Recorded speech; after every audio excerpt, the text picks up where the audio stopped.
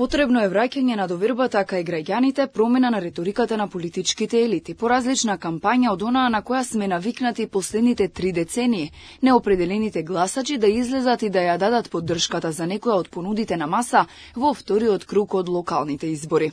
Политичките партии во пресред на вториот изборен круг се обидуваат да ги мобилизираат гласачите, но и да ја придобиат групата на неопределени, традиционално најтешката цел во секоја кампања.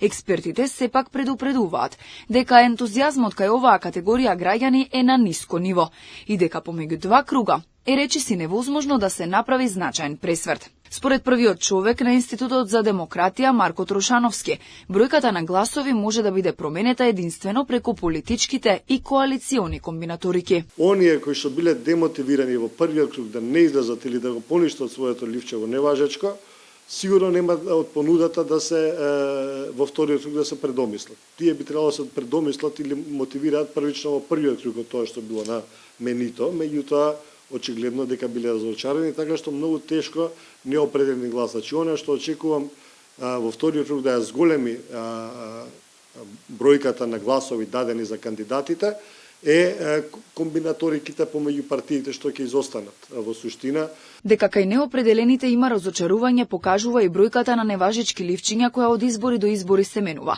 Според Трошановски, неопределените може да се мобилизираат само преку стекнување доверба во подолг период, а не помеѓу два круга.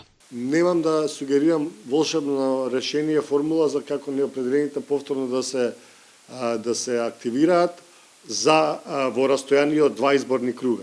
Тоа е процес кој треба да биде цел мандат, каде што оно што го зборите треба во дела да го прикажете, бидејќи апатичноста и недовербата што луѓето имаат развивена кон политичарите, нема да овозможи они преку некакви изјави или ќе го направам ова, ќе го направам тоа, да мобилизираат неопределени гласачи, пошто тие не им веруваат иницијално на нив. Инаку, првиот круг на локалните избори заврши со 44 нови градоначалници.